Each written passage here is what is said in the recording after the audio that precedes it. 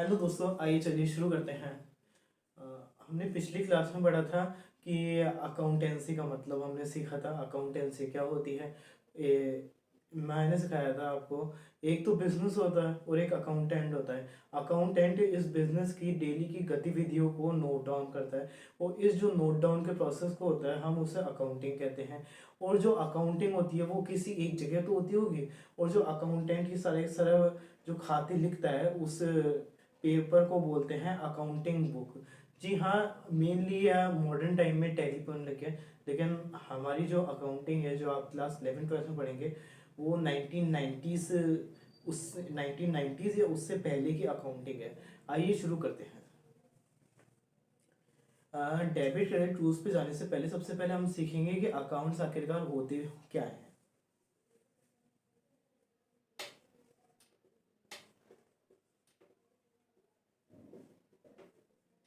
Accounts क्या होते हैं?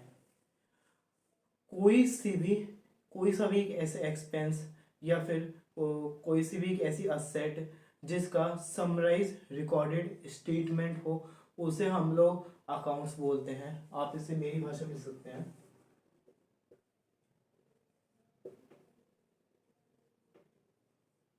Expense, income,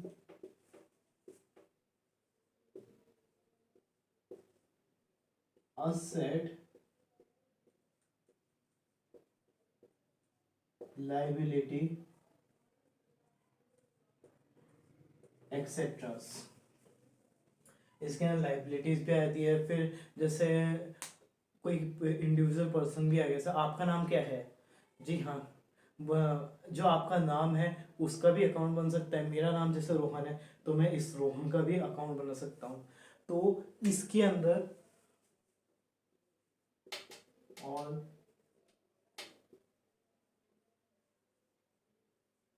summarise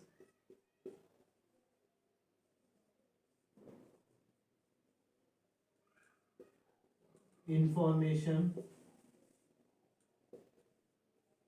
about that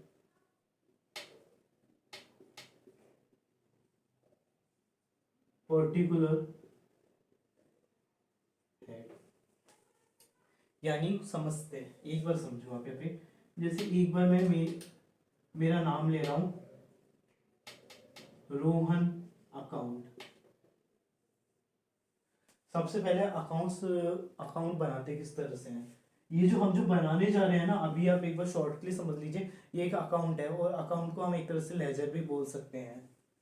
जो ये अकाउंट्स है इसका आप सब्स्टिट्यूट नाम हमेशा लेजर सुनोगे। जब भी आपको क्वेश्चन में बोलेगा ना कि अकाउंट बनाने हैं, इसका अकाउंट बनाना है, और एकदम से वर्ड चेंज कर दें, इसके लेजर्स बनाने हैं, तो दोनों एक ही होते हैं। सबसे पहली चीज,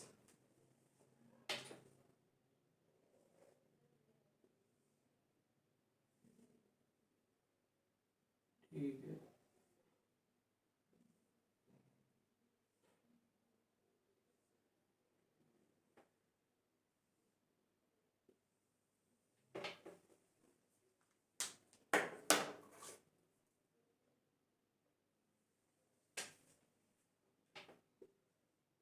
पहले इसमें तो आता है हमारा date, particular, ledger folio. Ledger folio क्यों लिख रहे हैं? क्योंकि मैंने आपको बताया अकाउंट्स का दूसरा नाम उसे हम लेजर से भी बोलते हैं।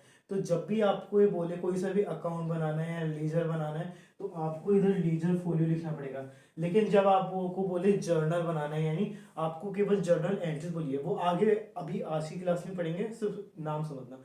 कभी आपको बोले कि लेजर बनाना है, तो आपको जो इधर जो है ना, इधर लीजर फोलियो लिखना पड़ेगा। लीजर फोलियो में मेनली क्या आता है, जैसे अगर आप प्रोफेशनल लेवल पे करोगे तो आपने कोई से बिल बनाया, सेल्स आपने करी, हाँ जी, आपने मशीनरी सेल कर दी आपके किसी कस्टमर्स को, तो उसके अंदर उसका लीजर नंबर, मतलब उस बिल का नंबर क्या है, उस बिल का जो नंबर है उसे ही अपन लीजर नंबर बोलते हैं।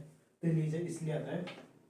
फिर यहाँ पे आपका अमाउंट आ जाएगा, फिर से same process repeat, date, particular, ledger folio और अमाउंट। अब ये जो आपकी हमेशा याद रखना, लेफ्ट साइड जो होती है ना वो हमेशा डेबिट होगी और ये क्रेडिट होगी, और ये जो है ना इसका बीच का ये ब्रह्मास्त्र है, और कई लोग इसे टी फॉर्म में ही बोलते हैं। क्यों? क्योंकि एक तो अपन को लाइन खींचनी है, उसके हम फिर इनका बंटवारा करना है, एक बार date particular ledger folio amount, फिर से date particular ledger folio amount. इतना सा कंसेप्ट है, इसे प्लीज आप नोट डाउन कर लीजिए। अब हाँ, इसके अंदर से मैं राम अकाउंट नहीं, अब आप बोल रहे हो भैया किसी को पैसा हमने दिया है ना, जैसे आप किसी कंपनी में काम करते हो, आपके मालिक ने बोला कि यार इस बार अपन ने किस किस को कितनी कितनी सैलरी दी है, जरा एक बार जो भी आपका नाम है XYZ एक बार देख के बताना। तो आप क्या करोगे, पर पर्सन का नाम ढूंढ लोगे या फिर आप ये देखोगे सैलरी किस किस को दी है। जी हाँ, आप सैलरी पे जाओगे, तो यहाँ पे जैसे सैलरी आ गया। अब सैलरी के अंदर यहाँ पर ये एक नॉमिनल अकाउंट होता है, वो आज अपन पढ़ेंगे। नॉमिनल अकाउंट यानी एक्सपेंसेस, अभी केवल आप समझिए, कंसेप्ट को भी समझाऊंगा, केवल एग्जांपल ले रहा हूँ। अपने राम को सैलरी दी, श्याम को सैलरी दी, सोहन को सैलरी दी, इसको दी 10,000, इसको दी 12K और इसको दी 14K। ये जो है ना, अब हमें बताएगा कि हमने कितनी सैलरी दी है। ये ना इसका टोटल क्या आएगा, 12, 26, 36,000, 36K। अब ये बोलता है कि यहाँ पर देखो, यहाँ पर जो है ना, यहाँ पे जहाँ पर अपन टोटल कर दे वहां पे समझ जाना साल एंड हो गया। अब साल एंड हो गया तो जो टोटल बैलेंस भी हम लोग देखेंगे, टोटल बैलेंस इधर का भी तो मैच करना पड़ेगा ना, डेबिट साइड और क्रेडिट साइड हमेशा इक्वल होगी। तो यहाँ पर जीरो अमाउंट है, तो इसका जो 36,000 है ना यहाँ पर लग देंगे। अब ऐसा तो होगा नहीं ना कि मतलब आपने इस साल 36,000 रुपीज खर्चा कर दिया इन एम्प्लॉयज पे, और जो बाइक आते हैं वो सारे के सारे आपने फाड़ के फेंक दिए। नहीं, आप ऐसा थोड़ी नहीं करोगे, आप अगले साल भी लेकर जाओगे। तो इसी को अगले साल ट्रांसफर करने के लिए ये लिखाया जाता है bye balance carried down. Carried down यानी इस वाले बैलेंस को अगले साल बढ़ाना, ये होता है to by balance carried down. अब इसके अंदर एक और है, ये अपन ने एक्सपेंसेस का एग्जांपल दिया। अब आप बोलोगे सर कोई इनकम का एग्जांपल दो ना, समझा ही रहे हो तो थोड़ा सही ढंग से समझा दो।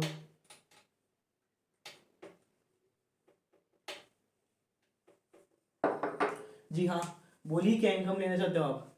अच्छा, आप ब्रोकर का काम करते हो और आपका कमीशन आता है इनकम के तौर पे, लीजिए कमीशन।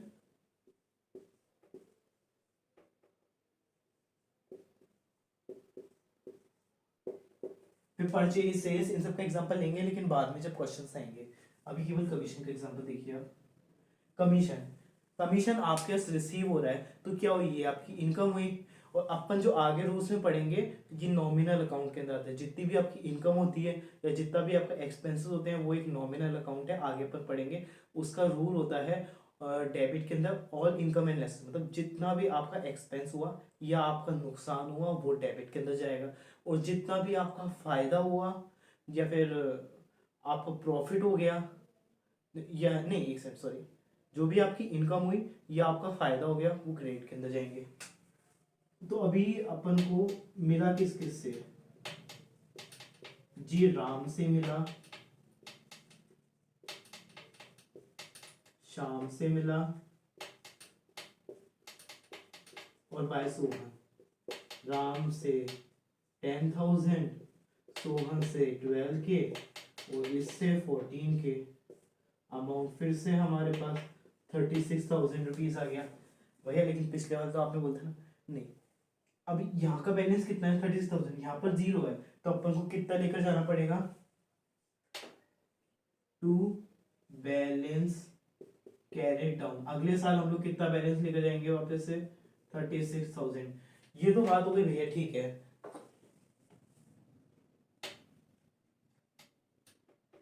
लेकिन कभी कभार ऐसा होता है ना कि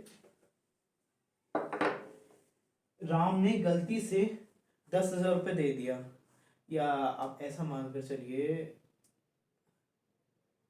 कमीशन ना, तो आप ये मानिए कि हमने जो कमीशन जो आया था ना राम के पास से, तो वो हमने वापस से दे दिया इन लोगों को। जैसे राम को हमने कमीशन दे दिया, आप बोलोगे डायरेक्ट यहीं पर ही काट के 10,000 की जगह 8,000 कर दो ना।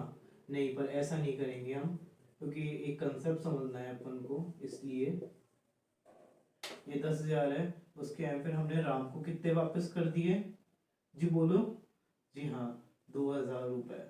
अब इसके अंदर बैलेंसिंग फिगर क्या होगा, क्योंकि यहाँ का टोटल 2,000 रुपये और यहाँ का टोटल 36,000 रुपये, तो 36,000 माइनस 2,000 कितने हुए, 34,000। तो जो 34,000 है ना, हम अगले साल कैरेट फॉरवर्ड कर लेंगे। उम्मीद करता हूँ आपको इतनी बात समझ में आ गई होगी, आपने नोट डाउन भी कर लिया होगा। मैं इसे मिटाने जा रहा हूँ जी हाँ, हम मिटा रहे हैं।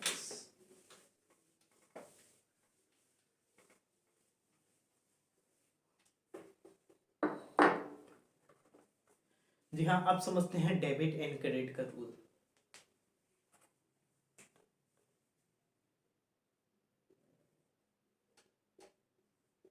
रूल्स मेनली दो कैटेगरी, दो अप्रोचेस में डिवाइड है। एक तो है हमारी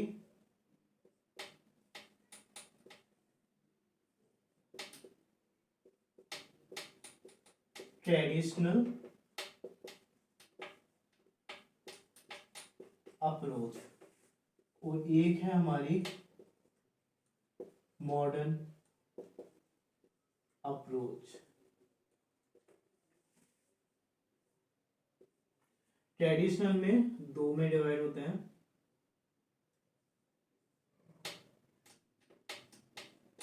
पर्सनल और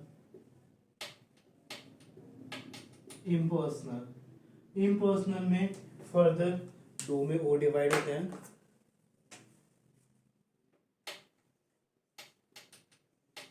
रियल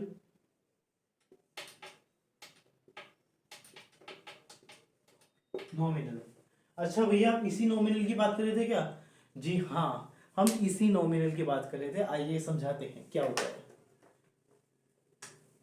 और मॉडर्न अप्रोचेस अभी समझाऊंगा, रुक जाओ थोड़ी देर। अरे यार, बैंकिंग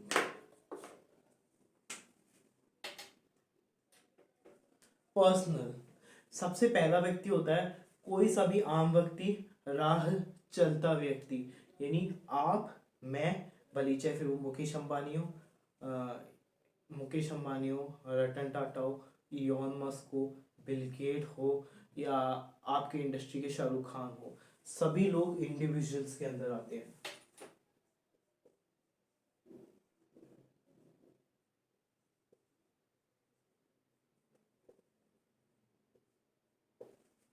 सेकंड आता है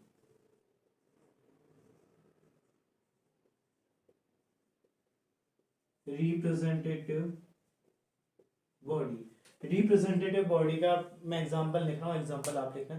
रिप्रेजेंटेटिव बॉडी, क्या समझते हैं आप रिप्रेजेंटेटिव बॉडी से?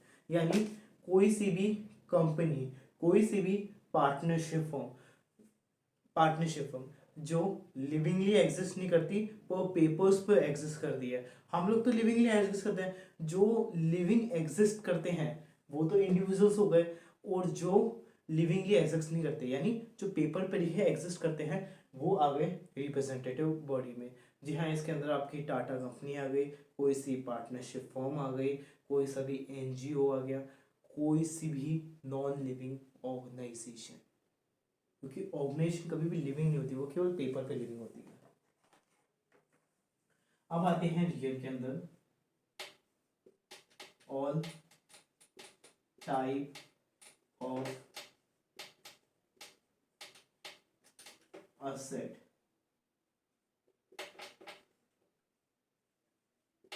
except बैंक और डेटर। अब आप बोलोगे बैंक और डेटर में इतनी मेहरबानी क्यों कर रहे हो भैया? जी हाँ, इसका लॉजिक है कि बैंक क्या है, एक इंस्टीट्यूशन है जिसके अंदर आपने अपना पैसा रख रखा है, और एक नॉन लिविंग ऑर्गेनाइजेशन है। वो लिविंग नहीं है, वो लिविंग है पेपर पर, वो नॉन लिविंग है, हमारी तरह नहीं है। तो मैंने आपको क्या बताया था, जो भी नॉन लिविंग ऑर्गेनाइजेशन है लेकिन ऑर्गेनाइजेशन है, वो किसके अंदर फॉल करेगी, रिप्रेजेंटेटिव बॉडी के अंदर। अब बोलो डेटर क्यों, डेटर का मतलब होता है जैसे आपने मानो, जैसे मानो आपके पास कोई सा भी कस्टमर आया चलकर और उसने बोला भैया मुझे आपसे प्रोडक्ट खरीदना है, आप बोलोगे हाँ भाई ले ले, लेकिन वो बोल रहा पैसे नहीं है मेरे पास, पैसे मैं आपको 2-3 महीने बाद दूंगा।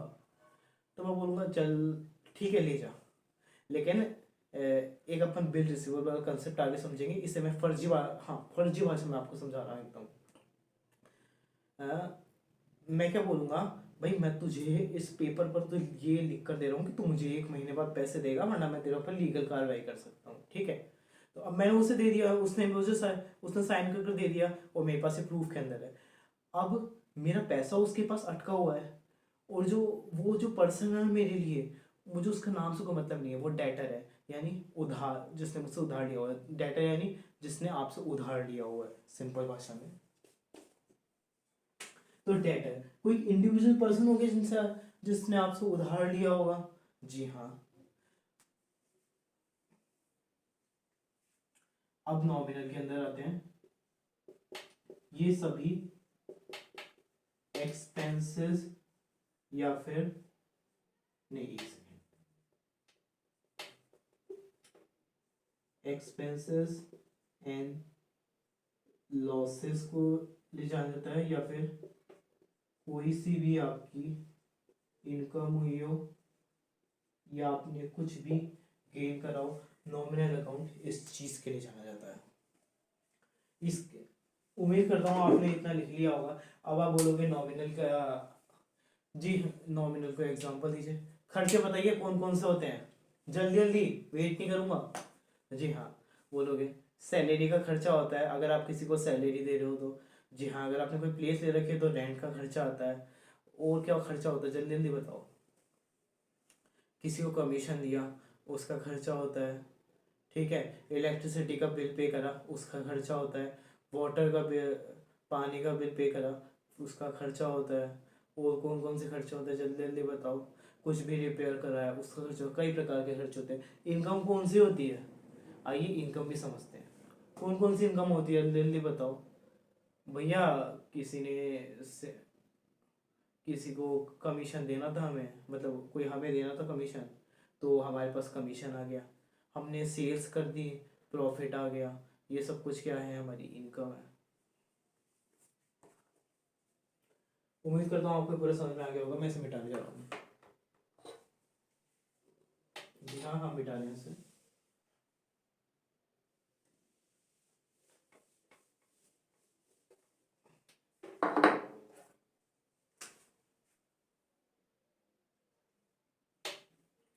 डेबिट,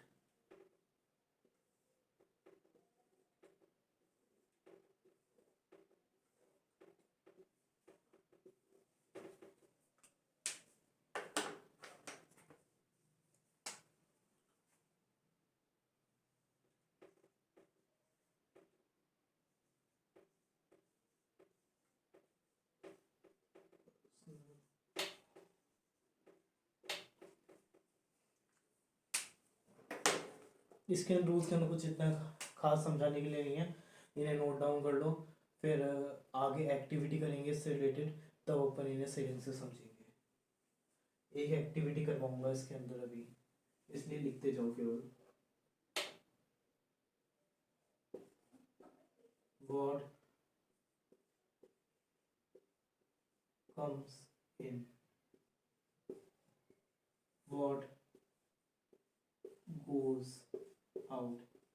शॉर्ट में एग्जांपल दे रहा हूँ, रियल अकाउंट के अंदर कौन सी चीज़ें आती है, जो भी आपकी असेट है, सिवाय किसके, बैंक, बैंक को छोड़ के और डेटर्स को छोड़ के।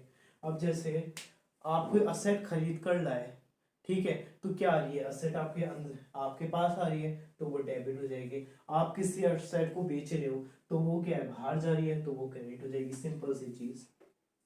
इसके ऊपर एक्टिविटी करवाएंगे जब वो डिस्कस करेंगे। पर्सनल अकाउंट, इसमें पर्सनल अकाउंट छोड़ो, चलिए ये लिखो, ऑल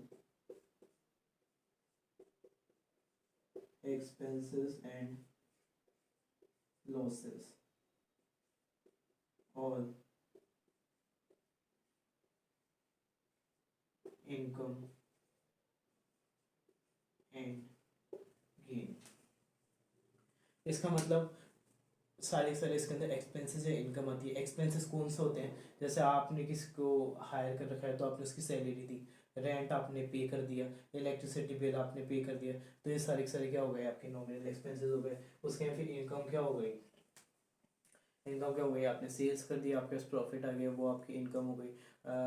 आपका कोई पेंडिंग अमाउंट ड्यू था, वो आ गया आपके पास, वो आपकी इनकम हो गई। या फिर आप और एग्जांपल ले सकते हैं कि कमीशन मिलना था आपको कहीं पर से, वो कमीशन मिल गया, वो आपकी इनकम हो गई। आपने कोई क्या है सिक्योरिटीज़ कुछ खरीद के रख रखी थी, आपने उस सिक्योरिटीज़ को बेच दिया, वो आपकी इनकम हो गई। लेकिन एक चीज़ याद रखना, नॉमिनल अकाउंट के अंदर जिस चीज़ में आप ट्रेड करते हैं उसे बेचने पे अगर आपको कोई प्रॉफिट होता है तो वो नॉमिनल अकाउंट के अंदर नहीं आएगी। मुझसे गलती हो गई थी स्टार्टिंग में, एक मुझसे वर्ड निकल गया था सेल्स, उसके लिए माफ़ कर दीजिए। सेल्स कभी भी नॉमिनल अकाउंट के अंदर नहीं आता। और पर्सनल अकाउंट, पर्सनल अकाउंट यानी हमने जो पढ़ा था, कोई सा भी इंडिविजुअल पर्सन, कोई सा भी representative body. Wait for 1 second. Personal का लॉजिक है the receiver credit the giver।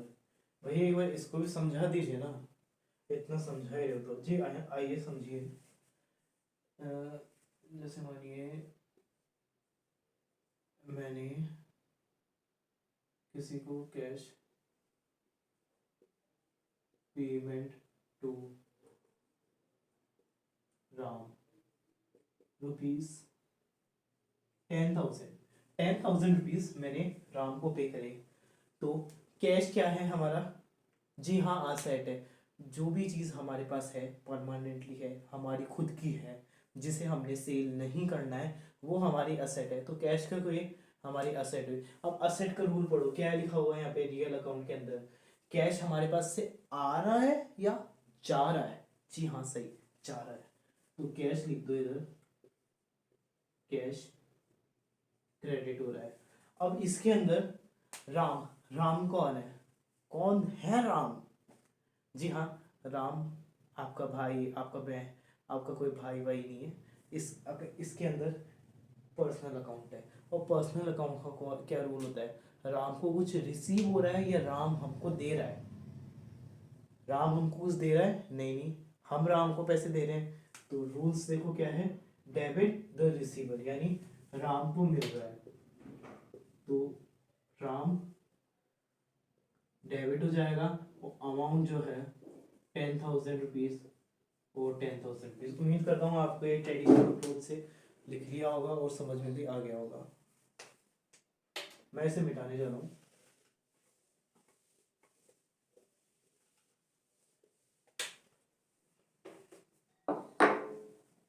Modern approach वाला एक रूल समझते हैं, इनका थोड़ा आसान है एक्चुअली। मॉडर्न अप्रोच का चीज़ यही है बस इसमें। अच्छा एक चीज बताओ, साफ सफाई करने को क्या बोलते हैं, आपकी मम्मी बोलती है ना कि बेटा यहाँ पर साफ सफाई करो, या आपकी टीचर बोलती है please clear the desk before you start study. तो मॉडर्न अप्रोच में भी यही है, CLE A और R। C is for capital, L is for liability, E is for expenses, A का यार, अच्छा हाँ A is for asset, R is for revenue। अब कैपिटल बोले तो कैपिटल क्या, जो भी पैसा आप बिजनेस के अंदर इंट्रोड्यूस करते हैं बिजनेस को आगे बढ़ाने के लिए। जैसे मानिए ये आपका कोई बिजनेस है, बिजनेस के अंदर पैसा कौन लगाओगे, आप ही लगाओगे। आपने बिजनेस के अंदर 1 लाख रुपए डाल दिया, यानी एक पेटी आपने डाल दिया, तो जो आपने एक पेटी डाला वो आपके बिजनेस के लिए कैपिटल होगा। और कैपिटल हमेशा मेनली ओनर्स जो होते हैं वो डालते हैं बिजनेस के अंदर।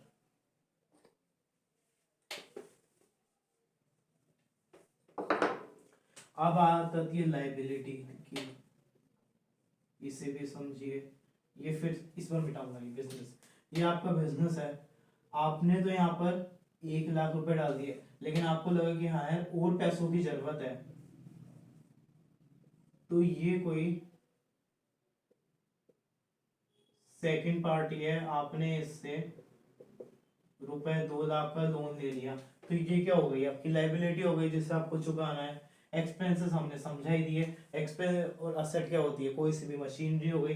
रेवेन्यू क्या हो गया, कोई सा भी प्रॉफिट हो गया। बस शर्त ये है कि वो आपके बिजनेस की डेली एक्टिविटी का नहीं होना चाहिए, यानी अगर आप शर्ट्स के अंदर सेल करते हैं तो वो सेल्स अकाउंट के अंदर जाएगा, वो इनकम अकाउंट के अंदर नहीं आएगा।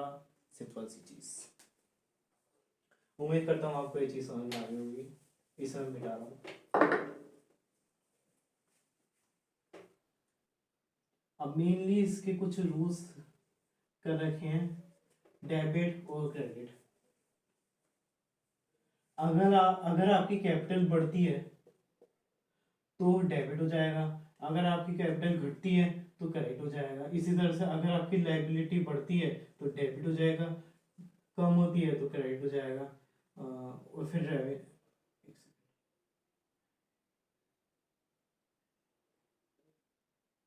एक सेकंड, उल्टा पढ़ा दी क्या मैंने, हाँ उल्टा पढ़ा दी सॉरी। एक सेकंड, इसके अंदर एक चीज नोट डाउन करना है, बताना भूल गया मैं। लाइबिलिटी एक्सपेंसेस एक जैसे हैं, बाकी के असेट रेवेन्यू और कैपिटल एक जैसे हैं। अगर जैसे मानिए आपके एक्सपेंसेस बढ़े, हमने क्या पढ़ा था अभी, एक्सपेंसेस बढ़े तो डेबिट होगा, मतलब एक्सपेंसेस इंक्रीज हुए तो डेबिट कर देगा, उसके यहाँ पे एक्सपेंसेस कम हुए तो क्रेडिट हो जाएगा। लाइबिलिटी अगर आपकी बढ़ी तो वो डेबिट हो जाएगी, उसके यहाँ पे लाइबिलिटी अगर आपकी घटी तो वो क्रेडिट हो जाएगी। अच्छा मैं आपको एक चीज बताना भूल गया कि जब मैंने रियल अकाउंट पढ़ाया था उसके अंदर असेट्स भी आती है और लाइबिलिटीज भी आती है, वो दोनों भी होता है। अब जैसे असेट है, असेट अगर हमारे पास कम हो रही है, यानी हमारे पास जा रही है तो जा के रही है असेट जा रही है, उसके फिर आ के रही है असेट आ रही है। उसके फिर रेवेन्यू, रेवेन्यू हमारे पास जा रहा है, ठीक है, रेवेन्यू हमारे पास जा रहा है तो फिर इधर आ जाएगा, उसके फिर आ रहा है तो क्रेडिट हो जाएगा। सॉरी, हाँ रेवेन्यू अगर हमारे पास जा रहा है तो डेबिट हो जाएगा, उसके यहाँ पे आ रहा है तो क्रेडिट हो जाएगा। इसी तरह से कैपिटल अगर हमारे बिजनेस से निकल रही है तो डेबिट हो जाएगी, और बिजनेस के अंदर ओनर कैपिटल इंट्रोड्यूस कर रहा है तो वो क्रेडिट हो जाएगा। उम्मीद करता हूँ आपको ये वाली चीज़ समझ में आ गई होगी। आगे चलते हैं, इसे मैं मिटा रहा हूँ, प्लीज नोट डाउन कर लीजिए। अच्छी बात आपने नोट डाउन कर लिया होगा, सर मान लीजिए। तो वीडियो पॉज करके एक बार नोट डाउन कर लेना ये सारी चीज़ें।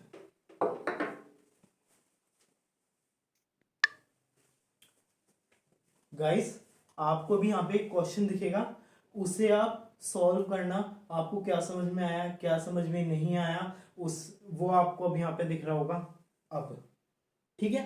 इस वाले क्वेश्चन को आप सॉल्व कर कर लाना कल की क्लास में। आज के लिए क्लास खत्म।